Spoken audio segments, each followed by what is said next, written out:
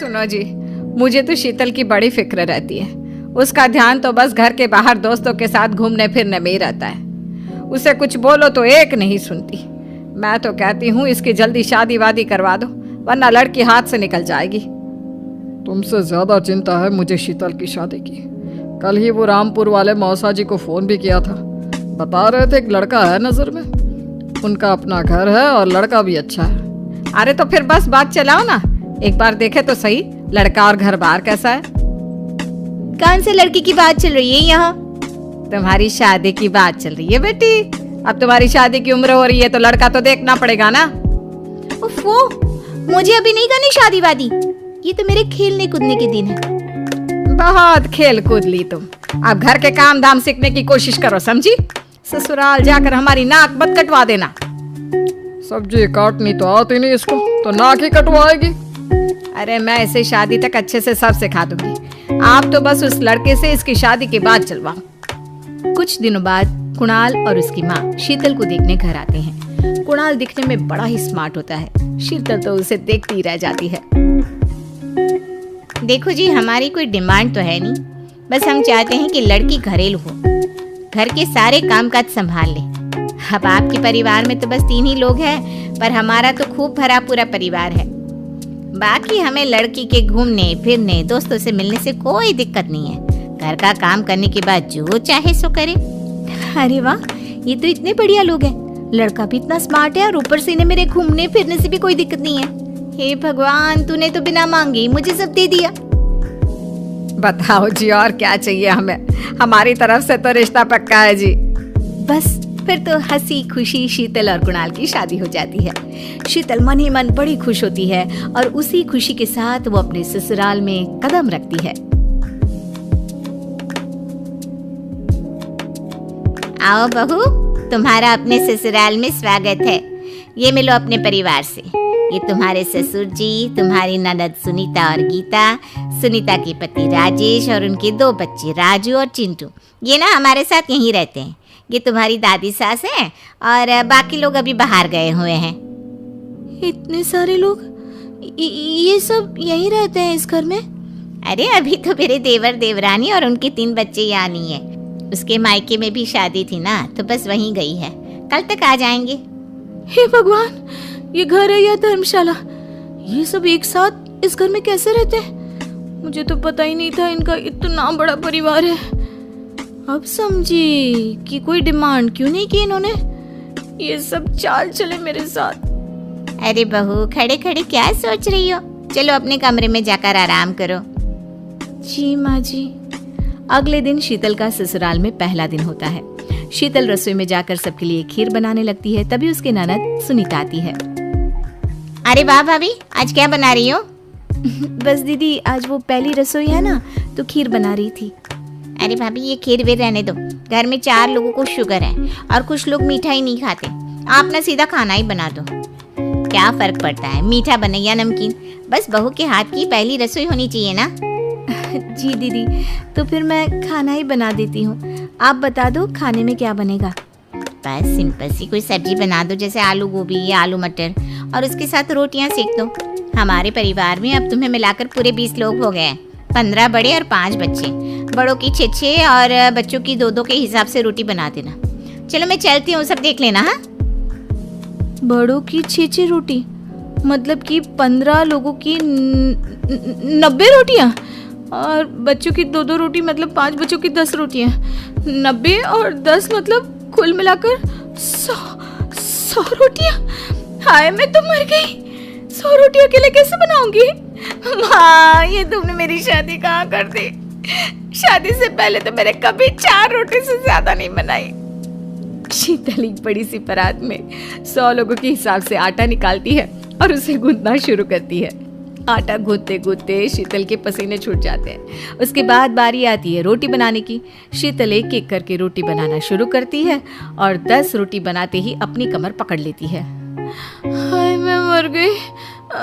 मेरी कमर टूट गई खड़े खड़े, और ऊपर से इतनी गर्मी। मैं 100 रोटियां कैसे बनाऊंगी? अरे भाभी, सब बाहर रोटियों का इंतजार कर रहे हैं। जरा जल्दी जल्दी रोटी सेक दो, सबको फिर काम पर भी तो जाना है। जी दीदी, बस बना रही हूँ। शीतल जल्दी जल्दी रोटी बनाने लगती है और उसे 100 रोटी बनाने में पूरे 2 घंटे लग जाते हैं। वो पूरे पसीने में तर हो चुकी थी। रोटी बनते ही वो अपने कमरे में जाकर बिस्तर पर पड़ जाती है। अरे क्या हुआ शीतल, तुम सबके साथ जाकर खाना क्यों नहीं खा रही? मेरी तो रोटी बनाते बनाते ही भूख मिट गई। मैंने जिंदगी में कभी इतनी रोटियां नहीं बनाई जितनी आज। ऐसा लगता है पूरी जिंदगी भर की रोटियां आज ही बना दी हो। अरे शीतल, तुम भी कितना मजाक करती हो। चलो मैं ऑफिस के लिए निकलता हूँ, शाम को जल्दी आ जाऊंगा, फिर हम दोनों बाहर खाना खाने चलेंगे, ठीक है? शीतल इतना सुनते ही सब भूल जाती है और खुशी से पागल हो जाती है। घूमने बाहर? ठीक है, मैं शाम को एकदम तैयार होंगी, आप ना बस टाइम से आ जाना। हाँ हाँ बिल्कुल आ जाऊंगा, चलो बाय। शीतल शाम को अच्छे से तैयार होकर कुणाल का इंतजार करने लगती है। तभी उसकी सास आकर कहती है, अरे बहू, यहाँ छज्जे पर क्यों खड़ी हो इतनी गर्मी में? जाकर अंदर बैठो। जी बस उनका इंतजार कर रही थी, वो भी आने वाले हैं। बोल रहे थे कि शाम को तैयार है ना, फिर बाहर खाना खाने चलेंगे। अरे वाह, आज हम बाहर खाना खाने जाने वाले हैं और कुणाल ने मुझे बताया भी नहीं। लगता है भूल गया होगा। मैं सबको जाकर बोल देती हूँ, सब जल्दी से तैयार हो जाएंगे। इतना कहकर शांति जी तो वहाँ से निकल लेती है। पर शीतल टेंशन में आ जाती है। अरे ये क्या हो गया, माँ जी तो पूरे टब्बर को ले चलेंगी। नहीं नहीं नहीं, ऐसा नहीं हो सकता, मुझे इनको जल्दी बताना पड़ेगा। शीतल जल्दी से कुणाल को फोन करके सारी बात बताती है। कुणाल शीतल पर गुस्सा करने लगता है। अरे शीतल, तुमको ये बात सबको बताने की क्या जरूरत थी? हम दोनों जा रहे थे ना खाना खाने, अब सब लोग आएंगे, सोचो उनके पैसे कौन देगा? 20 लोगों का पता भी है कितना बिल बनेगा। पहली शादी के चक्कर में इतनी छुट्टियां होगी, ऊपर से इतना बड़ा खर्च। लगता है इस बार सैलरी में से कुछ नहीं बचेगा। मुझे माफ कर दो, मैंने जानकर ऐसा नहीं किया। अब एक काम करो, माँ को जाकर बोल दो कि मुझे आने में देर हो जाएगी क्योंकि ऑफिस में जरूरी मीटिंग है, बाहर फिर कभी चलेंगे। ये सुनकर शीतल के मुंह पर 12 बज जाते हैं। वो उदास मन से अपनी सास को जाकर ये बात बताती है। अरे बताओ, मैंने अभी अपनी नई साड़ी निकाली थी। चलो कोई बात नहीं, काम पहले, ये सब घूमना फिरना तो लगा ही रहता है। अब बहू, हम बाहर तो नहीं जा रहे, तो जल्दी से खाने का बंदोबस्त करो। अभी जाकर बनाना शुरू करोगी तो जाकर टाइम से खाना बन पाएगा। दिन में भी बहुत लेट हो गया था। खाना फिर से? क्या हुआ बहू, खड़ी खड़ी क्या सोच रही हो? हैं? जाओ जल्दी जल्दी खाने की तैयारी करो। हाँ नहीं माँ जी, मैं सोच रही थी आज खिचड़ी बना दूं। खिचड़ी? अरे हम कोई बीमार है क्या जो खिचड़ी खाएंगे? हम तो रोटी सब्जी खाते हैं। ठीक है माँ जी। शीतल रसोई में जाकर फिर से इतना सारा आटा गूंथती है, फिर से रोटियां बनाना शुरू करती है। जल्दी जल्दी में बेचारी की कितनी रोटियां तो खराब ही हो जाती है और कितनी बार उसकी उंगलियां जल जाती है। अरे कैसे लोग हैं ये निर्दयी। घर में कहने को इतनी औरतें हैं, पर मजाल है कोई भी आकर मेरी मदद कर दे। अरे ऐसे कौन करता है नई नवेली दुल्हन के साथ? मेरे हाथों की मेहंदी तो आटा गूंद गूंद कर ही हट गई और ऊपर से उंगलियां भी जल गई। भाभी क्या कर रही हो? ये रोटियों का ढेर देखकर आपको क्या लगता है मैं क्या कर रही होंगी? अच्छा अच्छा ठीक है, मैं तो बस ये बोलने आई थी कि मामा मामी आपसे मिलने आए हैं तो उनके लिए भी 10-12 रोटियां एक्स्ट्रा बना देना। हैं? अरे देखने आए तो देख कर जाए ना, रोटियां अपने घर जाकर नहीं खा सकते क्या? गीता के जाने के बाद शीतल रोते रोते रोटियां बनाने लगती है। उसकी हालत इतनी बुरी हो चुकी होती है कि कहीं से लगता ही नहीं कि वो नई नवेली दुल्हन है। जैसे तैसे सारी रोटियां बनाने के बाद शीतल को रात को सोने को मिलता है। बिस्तर पर लेटते ही उसे तो नींद आने लगती है। अरे ये क्या शीतल, तुम फिर सो रही हो? मैं जब भी ऑफिस से आता हूँ तो 2 मिनट तो मुझसे बात कर लो, तुम तो बस आकर सो जाती हो। तुम्हारा सोने से मन नहीं भरता है क्या कभी? आप तो सुबह सुबह ऑफिस निकल जाते हो, आपको पता भी है मैं घर पर कितना काम करती हूँ। नाश्ते में 100 रोटी, दिन के खाने में 100 रोटी और फिर रात को 100 रोटी। घंटों लग जाते हैं एक बार की रोटी बनाने में। जैसे ही रोटियां बनाकर अपने कमरे में आकर आराम करने का सोचती हूँ, फिर से रोटी बनाने का वक्त हो जाता है। पूरा दिन बस रोटी रोटी रोटी। ये देखो मेरे हाथ, देखो कैसे गांठ पड़ गई है रोटियां बेल बेल कर। देखो तो कैसे उंगलियां जल गई है मेरी। कभी आपने सोचा मेरा क्या हाल हो रखा है रोटी बना बना कर? रात तक मैं इतना थक जाती हूँ कि बस बिस्तर पर पड़ते ही नींद आ जाती है। मैं जानबूझकर ऐसा नहीं करती, पर करो तो क्या करूं, इतना थका हुआ इंसान सोए भी नहीं क्या? अरे बस करो शीतल, तुम तो रोने ही लगी। मुझे ये सब नहीं पता था। खैर अब मैं भी तो क्या करूं ये बताओ। ये सब मेरा परिवार है और इस समस्या का मेरे पास कोई हल नहीं है। तुमको लगता होगा कि कोई तुम्हारी मदद नहीं करता, पर अब मैं देखो इस बात पर उनसे लड़ नहीं सकता हूँ। तो क्या मेरी पूरी जिंदगी ऐसे ही निकल जाएगी? मैं शादी से पहले कितनी खुश थी कि तुम्हें या माँ जी को मेरे घूमने फिरने से कोई दिक्कत नहीं है, पर जब वक्त मिलेगा तो घूमूंगी ना। दोस्तों के साथ तो छोड़ो, मुझे तो तुम्हारे साथ घूमने का भी वक्त नहीं मिल पाता। तुम परेशान मत हो शीतल, मैं कुछ सोचता हूँ। सब ऐसे ही चलता रहता है। शीतल की रोटी बना बना कर हालत दिन पे दिन बुरी होती जा रही थी। उसके चेहरे की सारी चमक ही खत्म हो गई थी। फिर एक दिन शीतल से मिलने उसकी माँ आती है। शीतल की ऐसी हालत देखकर वो भी हैरान रह जाती है। हाय मेरी बच्ची, ये तूने अपनी क्या हालत बना रखी है? देख लो माँ, आपको बड़ी जल्दी थी ना मेरी शादी करने की, अब तो खुश हो ना? अरे नहीं नहीं मेरी बच्ची, मैं तुझे ऐसी हालत में देखकर कैसे खुश हो सकती हूँ? पर ये बता, तेरी ये हालत कैसे हो गई?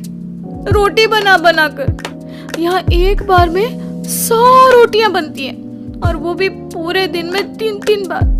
खड़े खड़े मेरी कमर टूट गई है और मेरे हाथ देखो कैसे हो गए। आपने ऐसा क्यों किया माँ? आपने मेरी शादी ऐसे घर में क्यों कर दी? आपको पता था ना कि शादी से पहले मैं कभी रसोई में जाती भी नहीं थी, और अब देखो पूरा दिन रसोई में ही निकल जाता है। हाय मेरी बच्ची, मुझे ये सब नहीं पता था। मुझे माफ कर दे मेरी बेटी। मैं अभी तेरी सास से बात करके तुझे वापस अपने घर ले चलती हूँ। नहीं माँ, मैं कहीं नहीं जाऊंगी।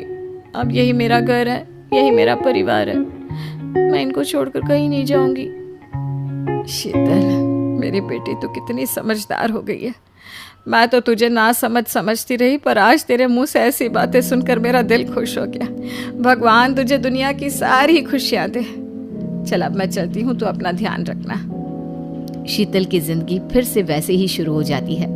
कुछ दिन बाद शीतल का जन्मदिन होता है। शीतल सुबह सुबह पूजा पाठ करके अपनी सास का आशीर्वाद लेने जाती है। मुझे आशीर्वाद दीजिए माँ जी। सुखी रहो, खुश रहो। पर ये बताओ, आज कुछ है क्या जो तुम सुबह सुबह मेरे पैर छूने आई हो? जी माँ जी, आज मेरा जन्मदिन है। अरे वाह, आज मेरी बहू का जन्मदिन है और बताओ हमें खबर नहीं है? जन्मदिन बहुत बहुत मुबारक हो मेरी प्यारी बहू। आज तो तुम्हारा दिन है, मजे करो। क्या मजे माँ जी, बस आज का दिन भी ऐसे ही निकल जाएगा। अरे नहीं, ऐसे कैसे निकल जाएगा? मैं अभी कुणाल को बोलती हूँ तुझे शाम को बाहर घुमाने ले जाए, ठीक है? ये सुनकर शीतल बड़ी खुश हो जाती है। सच में माँ जी? अरे हाँ, सच में, और क्या। चल अब जाकर दिन की रोटी बना दे और शाम को जल्दी घूमने निकल जाना। हाँ, शीतल बड़ी खुशी खुशी रसोई में जाकर रोटियां बनाना शुरू करती है। आज तो वो बड़ी ही खुश थी। उसे तो बस शाम का इंतजार होता है। सुनो शीतल, मैं ऑफिस जा रहा हूँ। माँ ने बोला है आज तुमको घुमा कर लाना है, तो शाम को तैयार रहना। ठीक है, मैं आपका इंतजार करूंगी। सारा काम खत्म करके शीतल अच्छे से तैयार हो जाती है। शाम को दोनों बाहर घूमने निकल जाते हैं। शीतल इतने दिनों बाद घर से बाहर निकलती है। उसे बाहर जाकर बड़ा ही अच्छा लग रहा था। आज मैं बहुत खुश हूँ, बाहर आकर ना बहुत अच्छा लग रहा है। और तुमको खुश देखकर मुझे बहुत खुशी हो रही है। चलो इसी बात पर तुमको यहाँ की फंसा चाट खिलाता हूँ। बिल्कुल। कुणाल दोनों के लिए चाट मंगवाता है, पर शीतल तो खा ही नहीं रही थी। अरे क्या हुआ शीतल, तुम क्यों नहीं खा रही हो? नहीं, मैं ये सोच रही थी बाकी सब क्या खाएंगे। मतलब मैं तो रात की रोटी बनाकर ही नहीं आई। हे भगवान, आज तो तुमको खुश होना चाहिए कि तुम्हें रात की रोटी नहीं बनानी पड़ी, और तुम हो कि ये सब सोच रही हो। नहीं, ऐसी बात नहीं है। देखो ना, घर में दादी है जो बेचारी इतनी बूढ़ी है, और माँ जी ने तो जिंदगी भर काम ही किया है। सविता दीदी जॉब करती है और गीता दीदी की पढ़ाई इतनी मुश्किल है कि पूरा दिन पढ़ती रहती है। चाची के हाथ में रोट डली हुई है, इसलिए वो रोटी बना नहीं सकती। घर में रोटी बनाने वाली बस मैं ही तो हूँ। इसमें किसी की कोई गलती भी तो नहीं है ना। तुम सच में कमाली हो, पर जैसी भी हो बहुत अच्छी हो। दोनों हंसने लगते हैं। तभी शीतल की सास का फोन आता है। अरे माँ का फोन? माँ क्यों फोन कर रही है? हेलो माँ। अच्छा ठीक है, आप चिंता मत करो, हम अभी आते हैं। क्या हुआ? क्या बोल रही है माँ जी? माँ सीढ़ियों से गिर गई है, घर पर जल्दी जाना होगा, उनको हॉस्पिटल लेकर जाना है। हे भगवान, ये क्या हो गया? शीतल और कुणाल जल्दी से घर पहुंचते हैं। अरे, लगता है लाइट गई हुई है। आप जरा जल्दी आइए ना। Happy birthday to you. Happy birthday dear Sheetal. Happy birthday to you. Happy birthday dear Sheetal. Happy birthday to you. Happy birthday dear Sheetal. Happy birthday to you. Happy birthday dear Sheetal. ये सब आपने कब और कैसे? अरे माँ जी, आपको तो पैर में लगी थी ना? कोई पैर वैर में नहीं लगी मेरे। ये सब तो तुम्हें घर बुलाने का बहाना था। हे भगवान, मुझे पहले पता होता तो हम ये इतना अच्छा सरप्राइज छोड़कर जाती ही नहीं। अरे आपको भेजना भी तो हमारे प्लान में था भाभी। आप नहीं जाते तो हम घर की डेकोरेशन कैसे करते? अच्छा, अब मैं समझी। सच में ये बहुत ही अच्छा सरप्राइज है। आज बहुत खुश हूँ जो आप सबने मेरे लिए ये किया। मैंने तो कभी ये सोचा भी नहीं था। अब भावुक मत हो और अपना बर्थडे केक काटो। सब लोग शीतल को उसके जन्मदिन की बधाई देते हैं। शीतल सबके साथ खूब एंजॉय करती है। सब लोग बड़े ही खुश होते हैं। अरे भाई, सबने शीतल को जन्मदिन की बधाई तो दे दी, पर उसका गिफ्ट अभी तक नहीं दिया। वो देखो शीतल, तुम्हारा गिफ्ट। जाओ जाकर खोलो तो सही। इतना बड़ा गिफ्ट? अरे इसमें क्या है? एक बार खोलकर तो देखो भाभी, तभी पता चलेगा। शीतल अपना गिफ्ट खोलकर देखती है तो उसकी आंखें खुली की खुली रह जाती है। ये तो रोटी बनाने की मशीन है। इससे तो रोटियां यूं बन जाती है बिना मेहनत। मतलब बस सूखा आटा डालो और रोटियां एक के बाद एक बाहर। नहीं पसंद आया हो तो वापस दे सकती हो। नहीं नहीं नहीं नहीं, मैं नहीं दूंगी ये वापस। सब लोग जोर जोर से हंसने लगते हैं। शीतल को इतना अच्छा और काम का गिफ्ट मिलता है कि उसके चेहरे पर खुशी के साथ साथ आंखों में आंसू भी होते हैं। हमें तुम्हारी तकलीफ दिखती थी बेटा। आखिर हमने भी तो इतनी रोटियां बनाई हैं, तो हमें पता है तुम्हें भी परेशानी होती होगी। इसीलिए हमने इसका एक परमानेंट इलाज ढूंढ लिया था। बस सोचा था तुम्हें ये तुम्हारे जन्मदिन पर ही देंगे। ये मेरी जिंदगी का सबसे अच्छा गिफ्ट है और मेरा ससुराल दुनिया का सबसे अच्छा ससुराल। ऐसी बात है तो चलो फिर जाओ रसोई में और रोटियां बनाना शुरू कर दो। इसके बाद शीतल की जिंदगी बड़ी आसान हो जाती है। वो उस रोटी की मशीन से फटाफट रोटियां बना देती है और सब हंसी खुशी साथ बैठकर खाते हैं।